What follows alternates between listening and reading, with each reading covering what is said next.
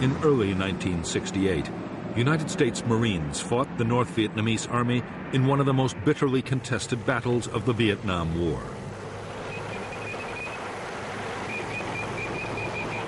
For 77 days, 20,000 NVA troops laid siege to the Marine combat base at Khe Sanh. At stake was the control of the gateway to South Vietnam.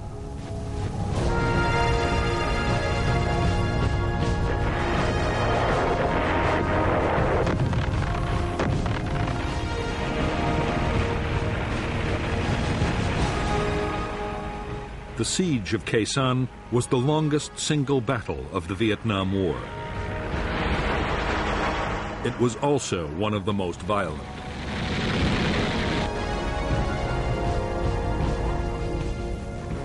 There were savage artillery duels, mass infantry assaults, and fierce hand-to-hand combat.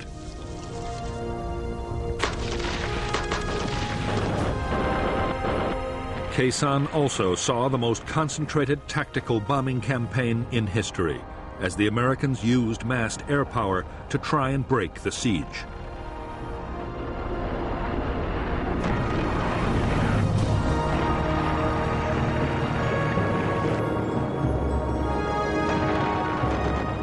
The North Vietnamese meant their attack on Khe Sanh to deliver an historic victory that would destroy the will of the United States to carry on the war.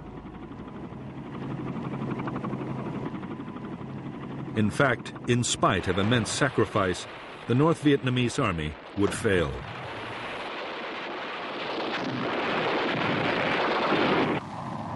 After Khe Sanh, the NVA would never again take on the Americans in a set-piece battle.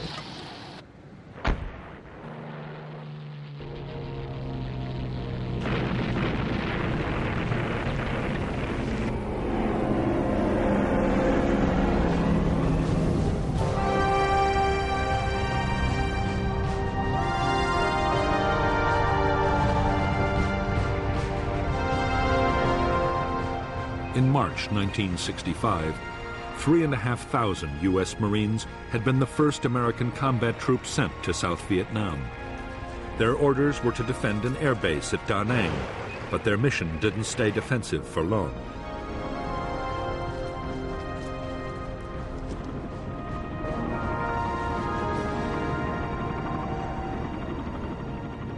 In spite of years of U.S. backing, South Vietnam was close to losing its war against communist Viet Cong guerrillas. By July 1965, Washington had decided to commit 200,000 U.S. troops to the fight, and the Marines had gone on the offensive.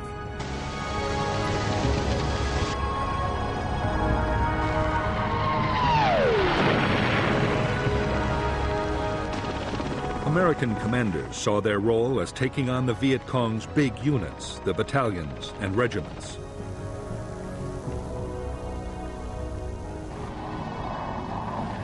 The units were well trained and had been armed with modern weapons by North Vietnam.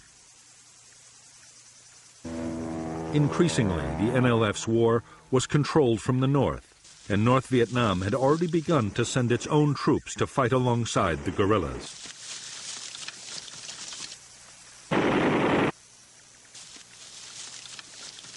The first big battle between the Americans and the Viet Cong was in August 1965. In Operation Starlight, the Marines smashed a Viet Cong regiment. In November, in the Ia Drang Valley, the 1st Air Cavalry Division battled nearly 6,000 North Vietnamese Army troops. According to General Westmoreland, the Americans killed more than 1,200 in a storm of heavy fire.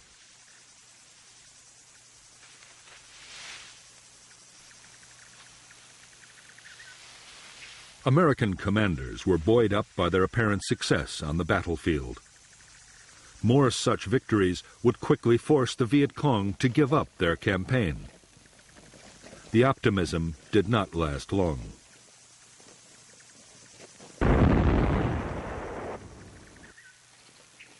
By the close of 1965, the Americans were finding it impossible to make the Viet Cong fight pitched battles.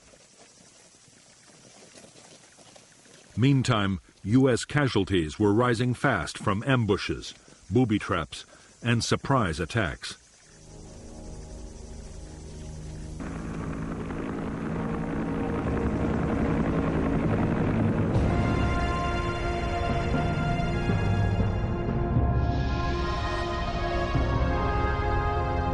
By the start of 1966, Military Assistance Command, known as MACV, the main American headquarters in South Vietnam, deployed 184,000 U.S. troops.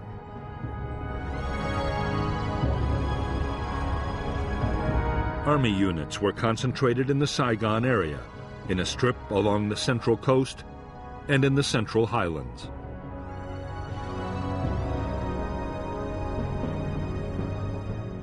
The Marines of the 3rd Marine Amphibious Force were further north, in the area known as I Corps.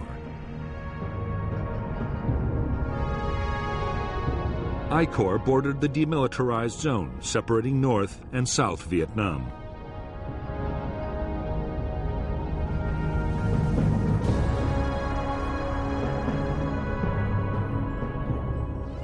The Marines now had 3 main bases in I Corps: at Da Nang, Chu Lai, and Phu Bai, while the South Vietnamese Army had headquarters at Hue and Quang Nai.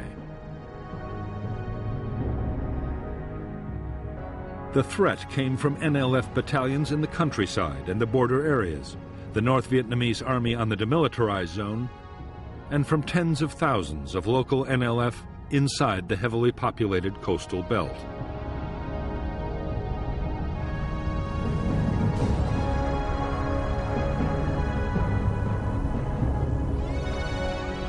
To the NLF, the coastal villages were a priceless asset. They produced vast quantities of rice which could feed the big guerrilla units in the remote interior.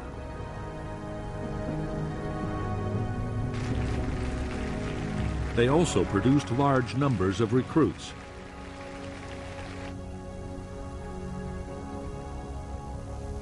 Over the years, the NLF had gained control of thousands of villages. They had created their own local administration and village guerrilla forces.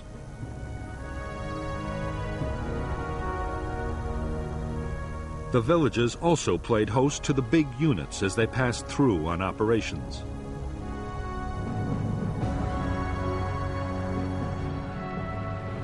All the areas in which the American Marines had built their bases were surrounded by NLF-controlled villages. Marine sweeps through the settlements rarely managed to find them.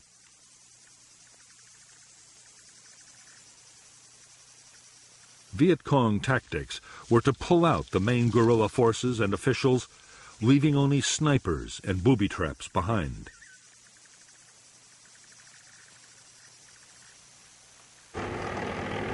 After the Marines had moved on, the fighters would quickly return. For the Americans, it was deeply frustrating.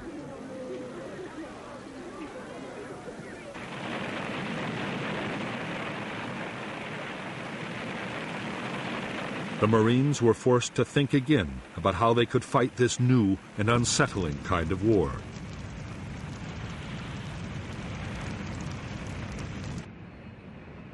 The answer the Marines came up with was a pacification program. The idea was to fight the NLF for control of the villages and to do it around the clock.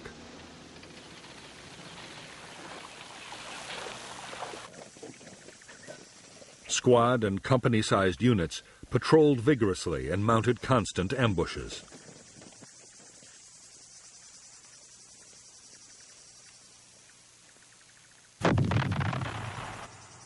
The rice harvest was protected to keep it out of Viet Cong hands. In areas that stayed hostile, whole villages were moved by force to districts already pacified.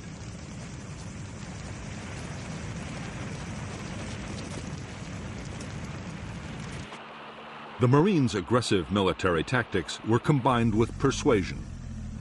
In civic action projects, widely known as the Hearts and Minds program, villagers were given medical aid and help with economic development.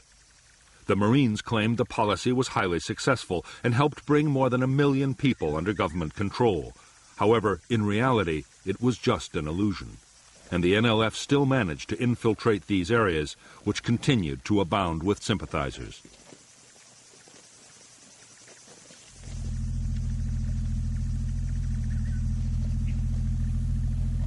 The change came in mid-1966. General Westmoreland, the commander of U.S. forces in South Vietnam, had never agreed with the Marines' methods. He believed that controlling villages was a waste of highly trained and heavily armed troops. Westmoreland argued that the Marines should instead be used to pursue the enemy's big units in the remote interior.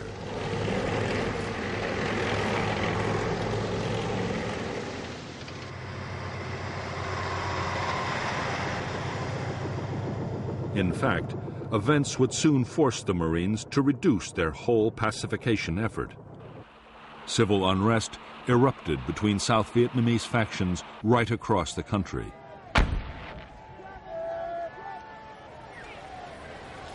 The North saw its opportunity and assembled thousands of troops poised to cross into the South.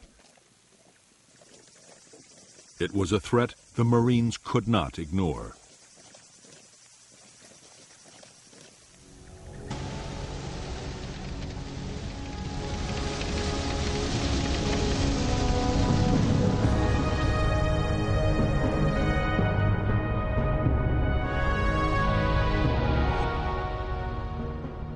The North Vietnamese Army's 324B Division crossed the demilitarized zone in late May 1966 and encountered a Marine battalion.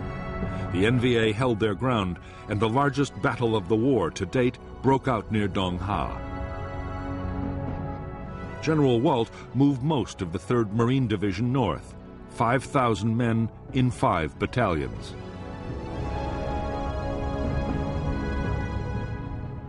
In Operation Hastings, the Marines, backed by South Vietnamese Army troops, the heavy guns of U.S. warships, and the Marines' own artillery and air power, drove the NVA back over the demilitarized zone in just over 3 weeks.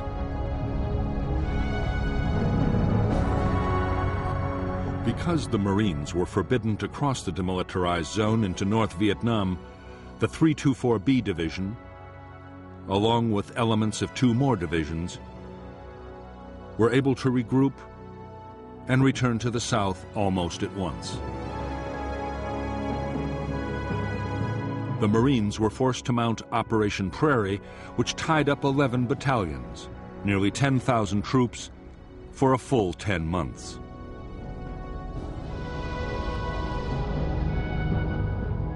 To support the operations, they and Special Forces units built a string of combat bases stretching from Jiolin in the east to Khe Sanh in the west.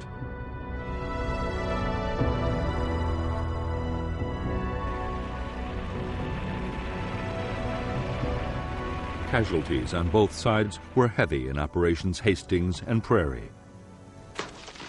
Although over 300 Americans were dead and nearly 1,500 wounded, it was a victory for the Americans.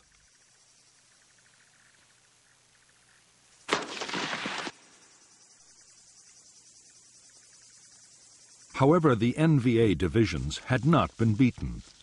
They simply slipped back across the demilitarized zone from where they could return at any time.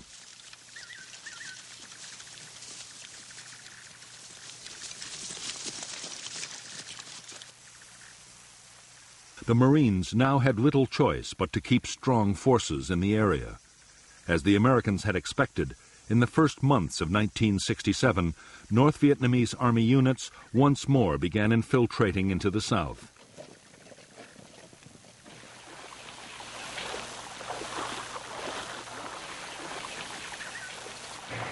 The Marine reaction was to mount big operations to find them and cut them off.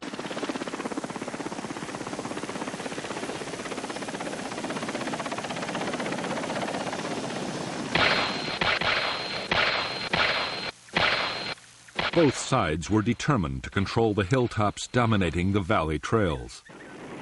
The bloodiest battles of all were those fought for the hills surrounding the Marine combat base at Khe Sanh. These were 881 North and South and Hill 861, thus named for their height in feet.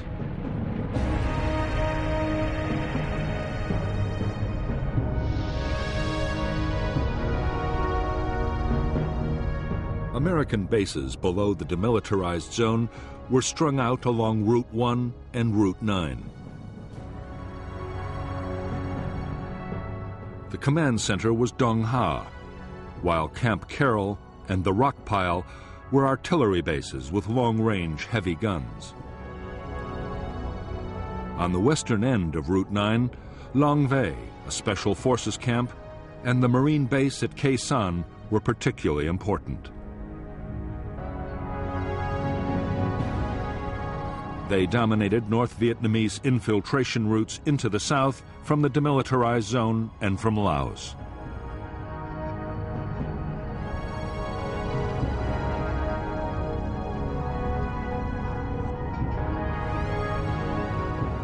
Khe Sanh Combat Base sat astride the valley of the Rao Quan River, with Dong Tri Mountain to the north and a series of smaller, numbered hills to the northwest.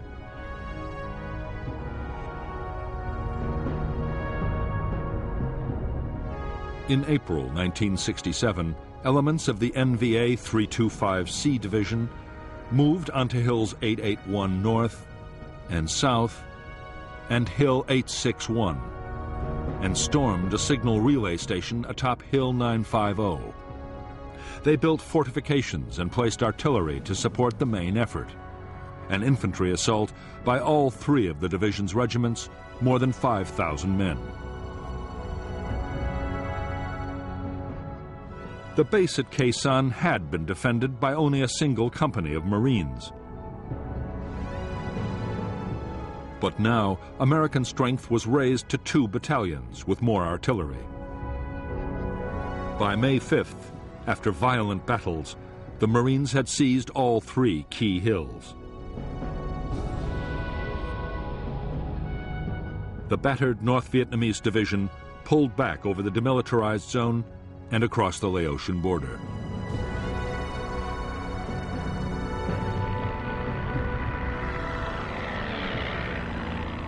After the hill fights at Khe Sanh, the war on the demilitarized zone shifted to the eastern sector. North Vietnamese artillery, hidden inside the zone, hammered Marine bases, causing heavy casualties. 30,000 NVA troops tried to infiltrate past the American outposts.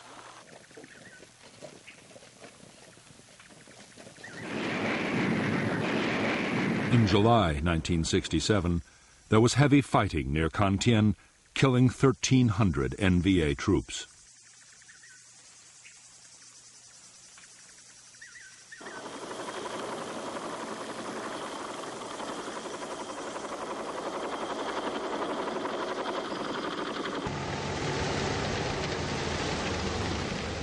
During the last months of 1967, the Marines launched one operation after another to try and intercept infiltrating NVA forces.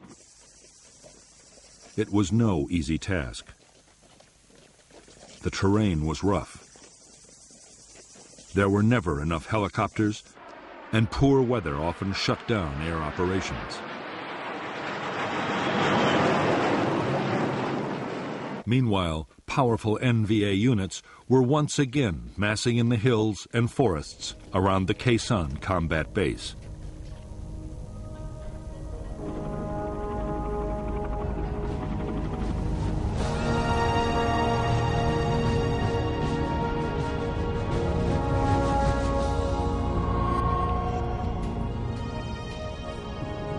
Since the start of the conflict, North Vietnamese leaders had been arguing bitterly about how best to win the war in the south.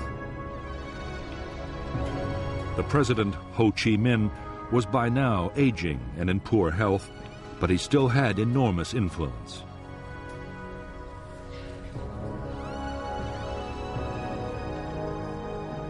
Ho was revered by millions of Vietnamese, North and South, and any big decisions had to be approved by him.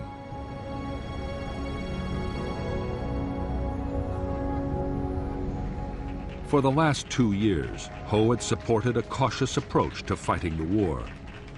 But in mid-1967, he backed a new strategy pushed by powerful figures within the Politburo, including VIểt T, the General Secretary of the Communist Party.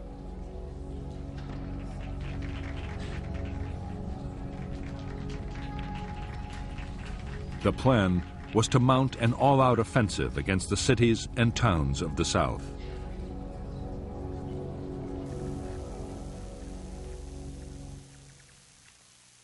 The NLF guerrillas inside South Vietnam would launch most of the attacks. But General Giap, North Vietnam's defense minister, planned to add a distinctive touch of his own. He meant to pit North Vietnamese army troops directly against the Americans at Khe Sanh in a major set-piece battle.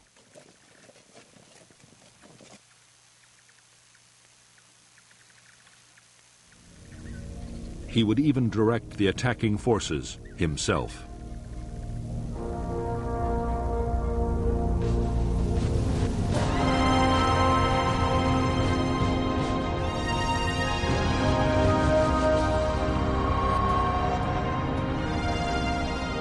Throughout 1967, the U.S. President Lyndon Johnson had been under pressure from his military advisors to intensify the war in Vietnam. The Joint Chiefs of Staff wanted the president to ease the many restrictions on the bombing campaign against the North. They also wanted ground attacks against enemy sanctuaries in Laos and Cambodia, perhaps even into North Vietnam itself.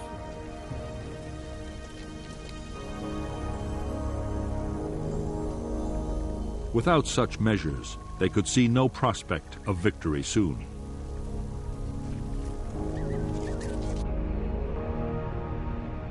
President Johnson's fear was that expanding the ground campaign might draw China or the Soviet Union into the war.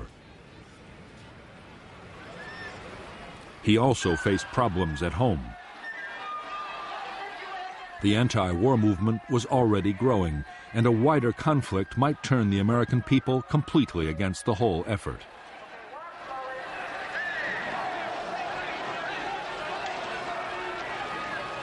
The last thing the president wanted to hear was that the communists were preparing for a major offensive. But General Westmoreland, the commander of U.S. forces in Vietnam, was warning that a large-scale attack might be on the way. Westmoreland believed that the North Vietnamese army was preparing a big push into the South, and that its first target might be the Marine combat base at Khe Sanh.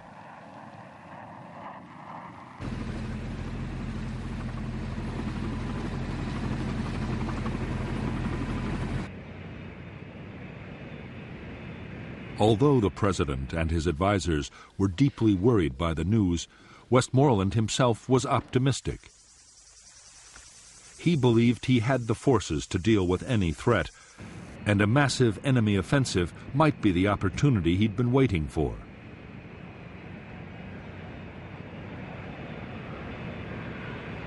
If the North Vietnamese army came out into the open to fight pitched battles, there was a real chance of a decisive American victory.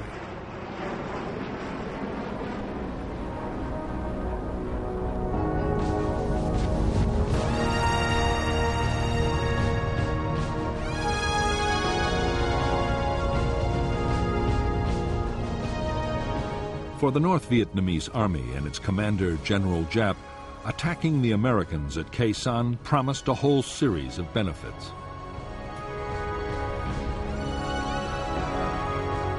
The buildup would draw American attention away from the southern cities, the main targets of the Tet offensive. A successful attack would also open a clear route into South Vietnam.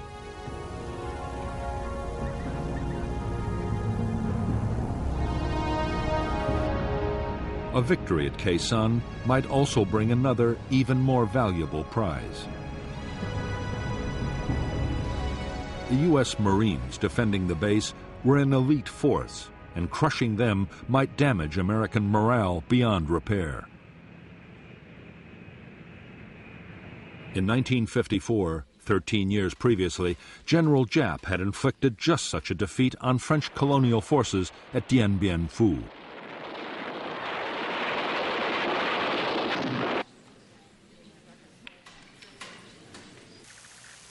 In selecting Khe Sanh as the site for a set-piece battle with the Americans, General Giap had chosen carefully. The jungle-covered hills and low cloud combined with heavy fog would work against American air power.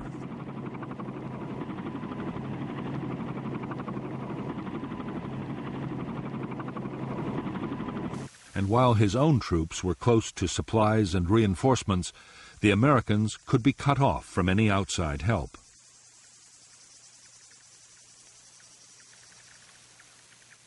The weakened garrison would then be overrun.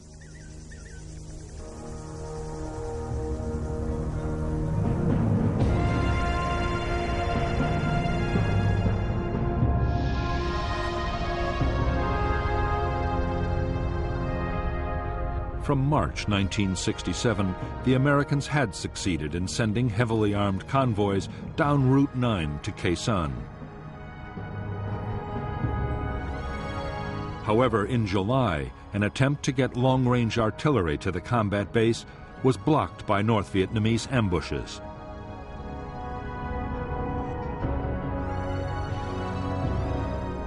Soon, the NVA had closed the road completely, and the first phase of the campaign against Khe Sanh was completed.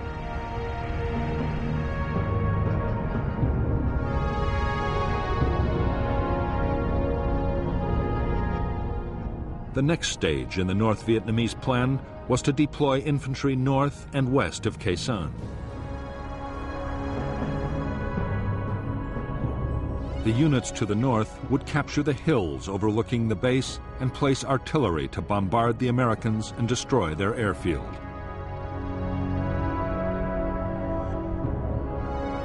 They would also mount ground attacks to create a diversion.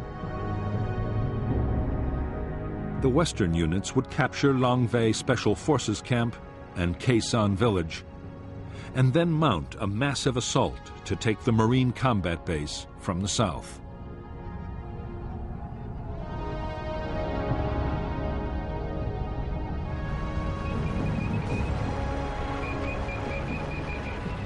A vital ingredient of General Giap's plan was to soften up Khe Sanh and its surrounding hill outposts with massive artillery bombardments.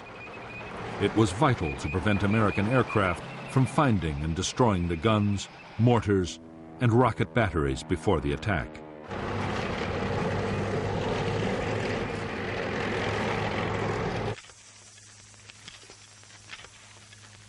The troops made enormous efforts to protect the artillery by hiding it in caves or specially dug pits.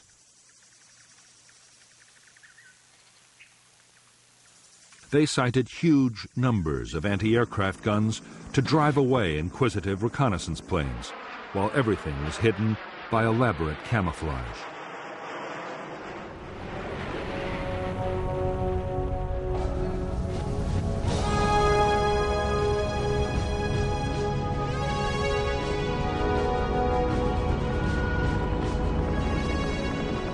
From the start of the war in Vietnam, U.S. military commanders had believed that the best form of defense was to attack in strength. When reconnaissance detected a large enemy force, U.S. troops would be helicoptered in to surround and destroy it. Although they often flew straight into an ambush, in the main the strategy worked.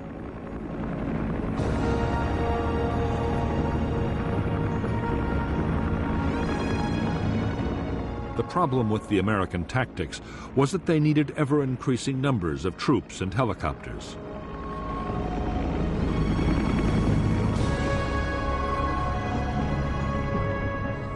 In Washington, Robert McNamara, the Secretary of Defense, worried that the constant demand for more men would eventually destroy public support for the war.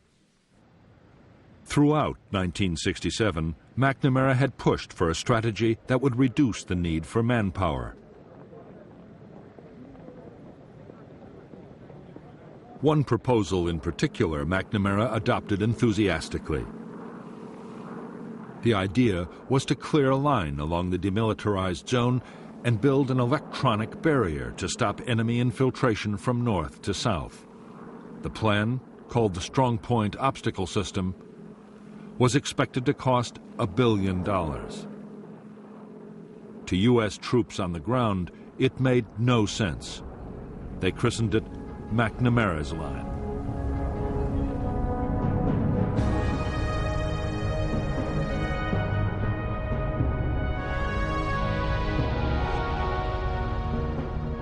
Because the eastern part of the demilitarized zone was flat ground, the area was given the first priority for defense. The plan was for 9 strong points, including Con-Tien and Jiaolin, linked by fencing, minefields, and electronic detectors. West to Quezon, U.S. bases would act as anchors for short strips of line, blocking all the likely approaches. Artillery would cover the whole area.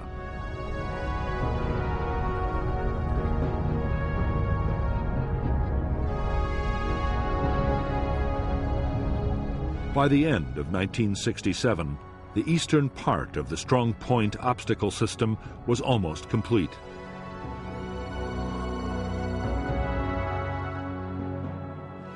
American planners hoped the new defense would at least channel the North Vietnamese into the more difficult hilly terrain guarded by the rock pile and Quezon. In the future, when those bases too were part of the system, military commanders saw them playing a particularly important role. If full-scale ground operations were ever launched into Laos, the barrier would protect the Americans from flank attacks.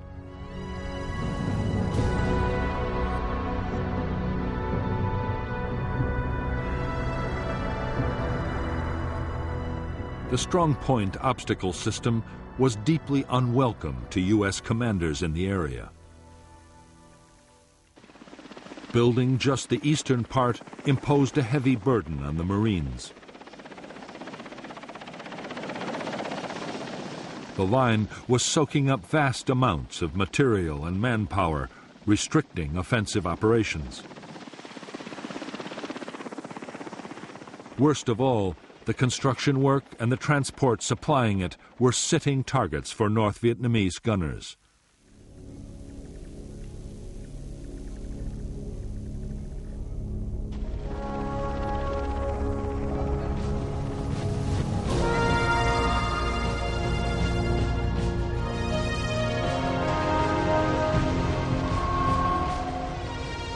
Altogether, the North Vietnamese army numbered just under 470,000 troops in 12 divisions and 100 independent regiments.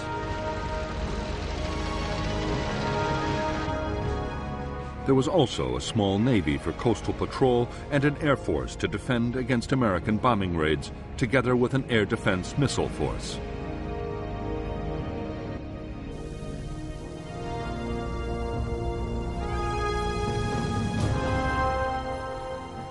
China had also committed 50,000 advisors and engineers to repair damage done by American bombing and so free North Vietnamese troops for combat operations.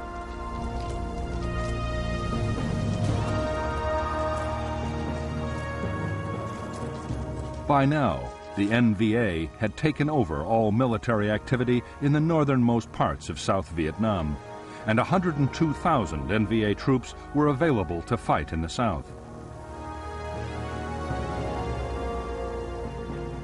All the same, the planned Tet Offensive was not meant to depend heavily on the Northern Army.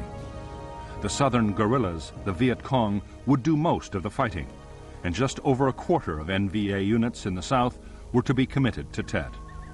The rest would either be held back as a reserve or thrown into the battle against the Americans at Quezon.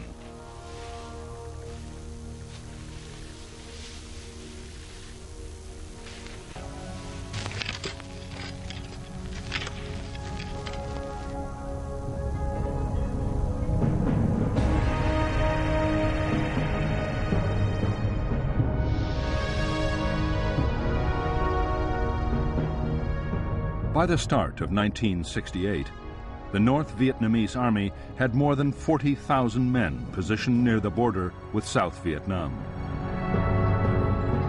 One division was to launch attacks down the east coast to take Da Nang and other important centers. 4 divisions and 2 regiments were massed for the assault on Khe Sanh and for follow-up operations to seize the northern provinces.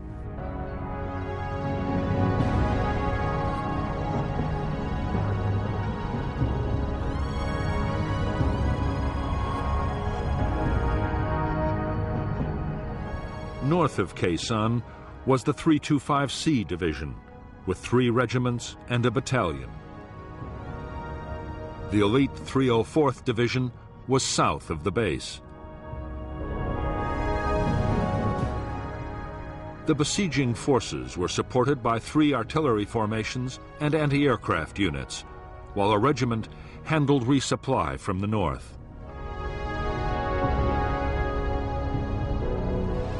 Further east, another division was placed to threaten the American artillery base at the rock pile, to keep Route 9 cut, and to act as reinforcements.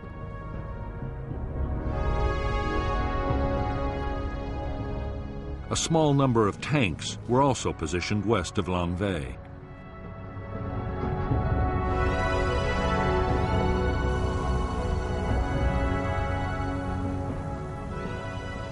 If the battle for Khe Sanh was to end in victory, General Giap and his planners knew that an uninterrupted flow of supplies would be the key.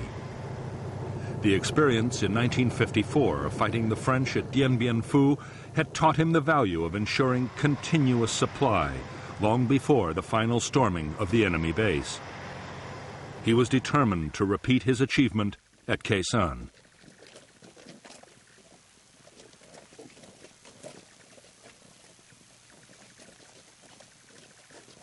To get ammunition, food, and materials to the forces attacking Khe Sanh, Giap ordered the building of 2 new roads.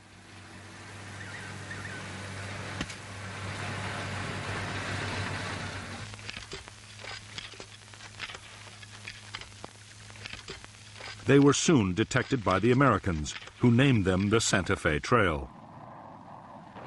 U.S. fighter bombers made furious attacks, but the roads were impossible to destroy or even damage seriously.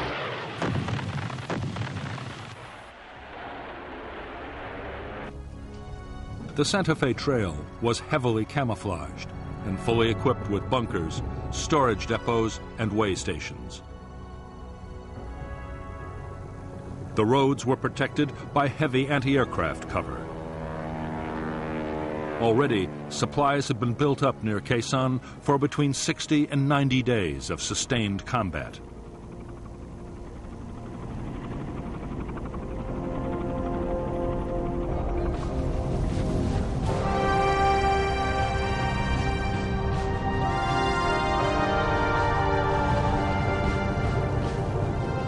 For more than a decade, the North Vietnamese Army had been getting military equipment from China and the Soviet Union.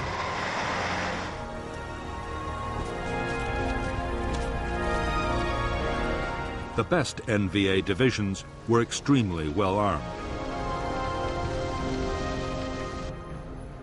The rugged and effective AK-47 assault rifle was perfect for the harsh battlefield conditions of Vietnam.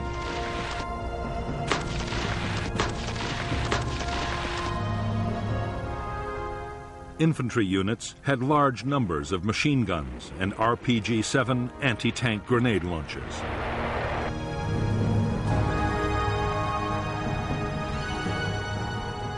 The main defense against American air power for the troops around Khe Sanh was the Soviet K-38 heavy machine gun.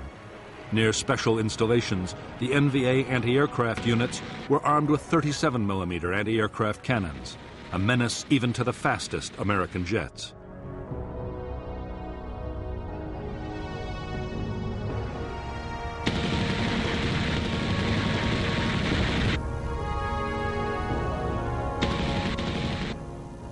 The heavy artillery which NVA gunners would use to try and overwhelm the defenses of the Khe Sanh base was also Soviet and Chinese. The 130mm field gun had a range of 19 miles, further than any comparable American gun. U.S. troops rated it the best all-round artillery piece on the Vietnam battlefield.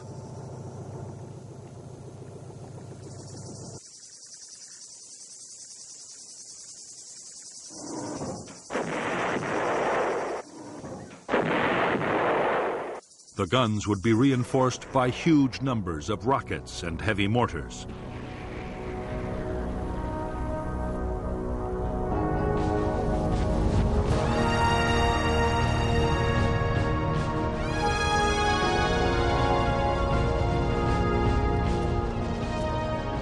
The troops of the North Vietnamese Army were recognized even by their American enemies as first-class soldiers.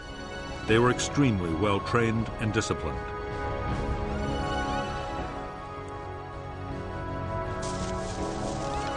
They were skilled in tactics, and their morale and determination often seemed to the Americans to border on the fanatical.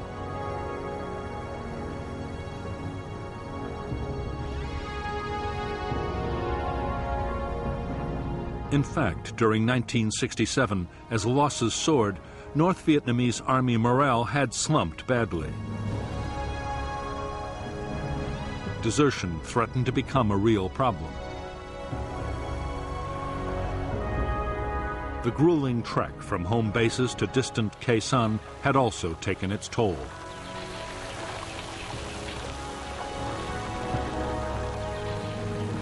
American bombing was a constant danger, and diseases, particularly malaria, were rife.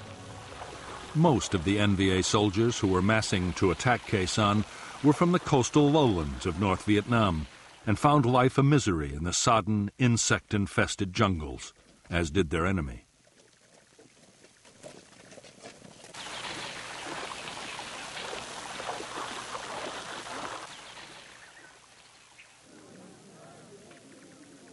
In preparation for the Khe Sanh battle, NVA commanders went to enormous lengths to restore their troops' morale. Cultural groups were sent on the long and arduous journey to the front to entertain the troops.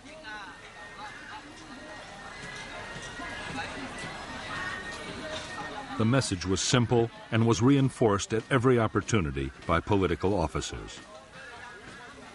The coming campaign would deliver the victory they had hoped for so many years.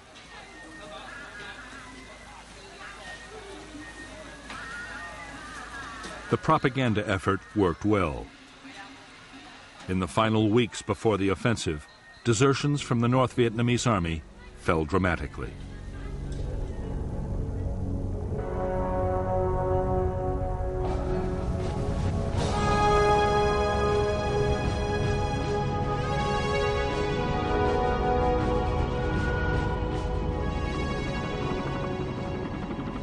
In late 1967, 73,000 of the almost 500,000 American troops in South Vietnam were United States Marines.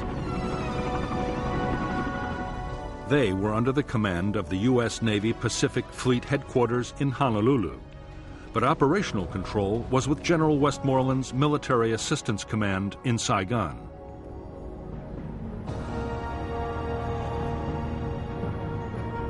From the start, the independent status of the Marines had led to friction. Often they were accused by the Army and the Air Force of fighting their own private war.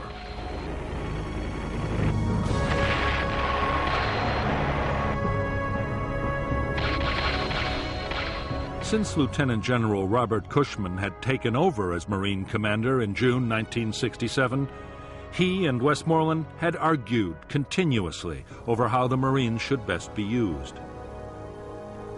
The latest issue was the McNamara Line.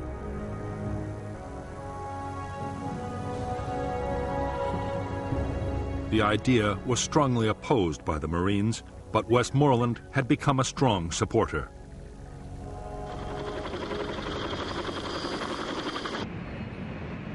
There was also a major disagreement brewing over who should control Marine air power. On the eve of a major battle, inter-service rivalry was threatening to grow into a serious problem.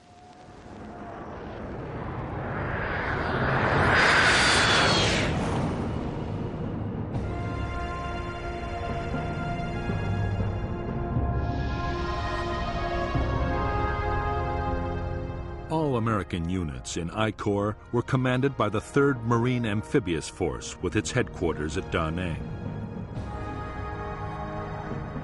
The force controlled the 1st and 3rd Marine Divisions and elements of the 5th, along with the 23rd Army Division, 2 Army brigades, and a squadron of armored cavalry.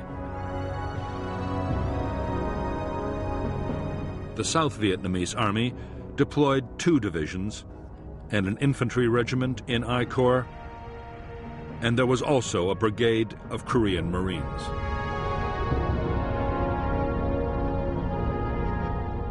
Air support for operations in I Corps was provided by a U.S. Air Force Tactical Fighter Wing, the 1st Marine Air Wing, and a South Vietnamese Air Force Squadron.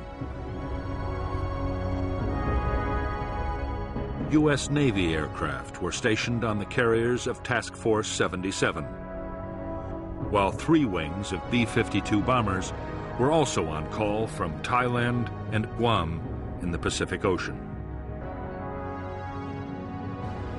Air supply was carried out by Marine and Air Force transport and helicopter squadrons.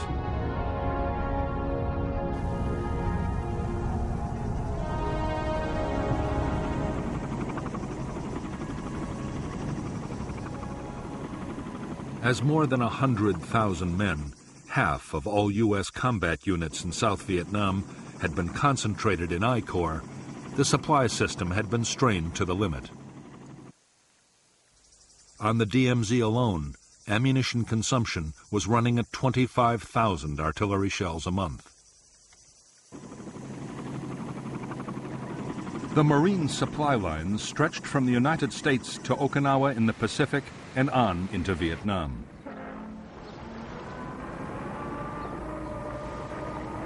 The U.S. forces required 21,000 tons of food, ammunition, fuel, and general supplies daily. As a result, there was a constant stream of ships and air freight into Da Nang.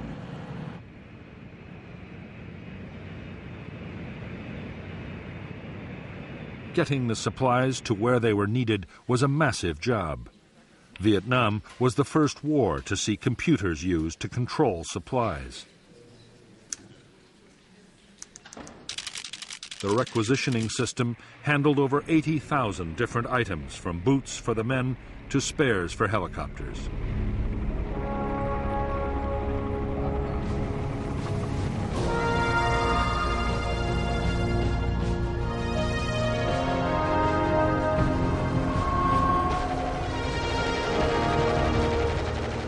Just like their North Vietnamese enemies, the Marine infantry would depend in the coming battles on supporting firepower.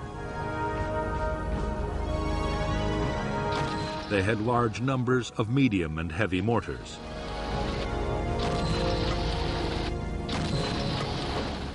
The Marines would also make good use of 106mm recoilless rifles. The M40 had been designed as an anti-tank weapon, but it was also highly effective against bunkers and trenches.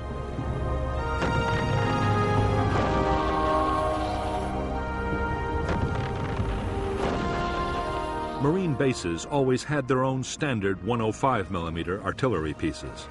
The guns had a range of 7 miles. Some bases, including Khe Sanh, also had powerful 155mm howitzers. They could lob a heavy shell over 9 miles at a rate of 4 rounds a minute. The base could also call in supporting fire from the Army's huge 175mm self-propelled guns. These weapons could fire a 170-pound shell 23 miles, just enough to reach the Khe Sanh area from the rock pile or Camp Carroll.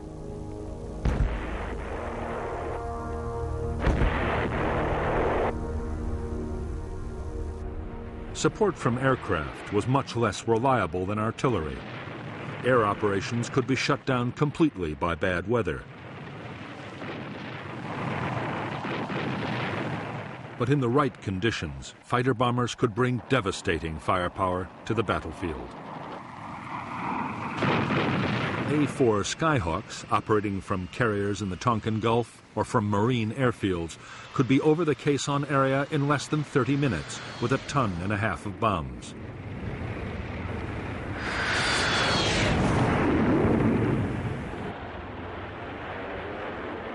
Navy, Marine, and Air Force Phantoms were also on call. Although designed as an interceptor, the F-4 was a powerful bomber. It could carry 18 750-pound bombs or 11 canisters of the devastating flammable gel, napalm.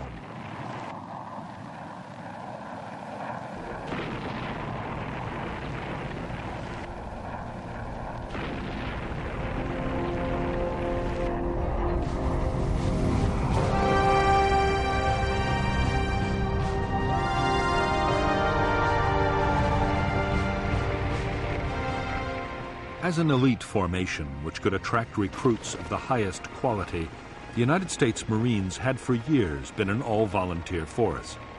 Vietnam had forced a change.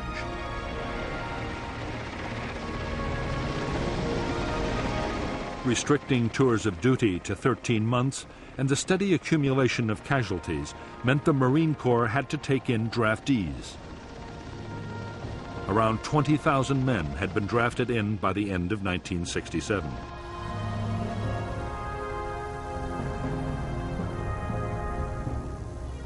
Basic training had been cut too, down from 12 to 8 weeks. There was also a severe shortage of skilled personnel, particularly helicopter pilots. In spite of the sometimes appalling conditions of cold, wet and dirt in which the Marines in Vietnam had to live and fight, their morale had stood up well. Marine discipline and the sense of being part of an elite helped. So did the knowledge that support from artillery, helicopter gunships, or strike aircraft was not far away.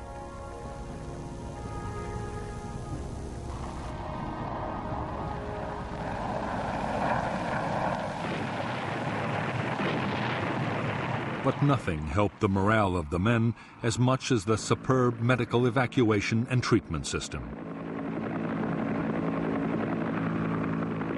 After emergency treatment by a medic on the spot, a wounded man could expect to be picked up by medevac helicopter in less than half an hour.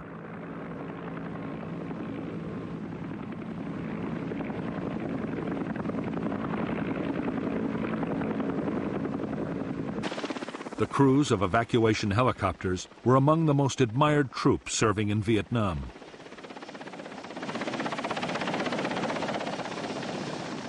The pilots would go to extraordinary lengths to get wounded men away, even under heavy fire.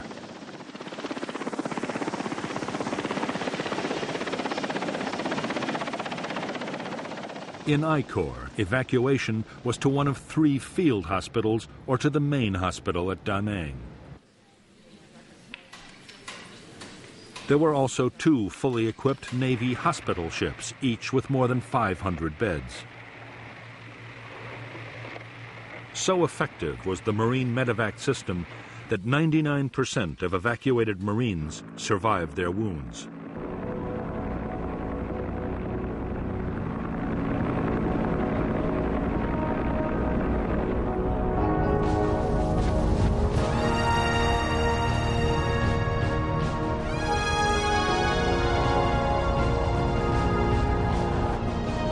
As evidence had mounted that the North Vietnamese were going to attack Khe Sanh, the Americans took a quick decision to reinforce the base.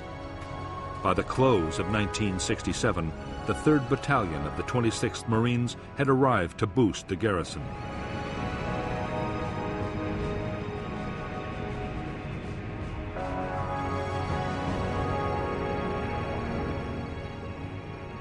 New bunkers, quarters, and perimeter defenses had to be built fast.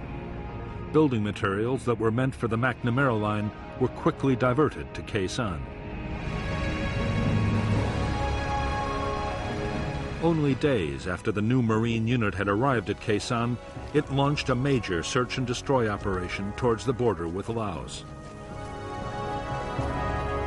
The Marines discovered North Vietnamese weapons caches and fresh trails. but not a single enemy soldier opened fire.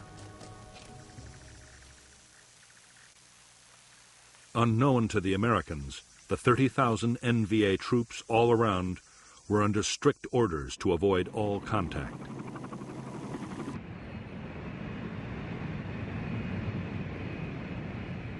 Christmas 1967 came and went on the demilitarized zone, but the North Vietnamese stayed uncannily quiet. However, there were signs of intense NVA reconnaissance around Khe Sanh. Most Marines now believed the question was not whether the North Vietnamese meant to storm Khe Sanh, but when.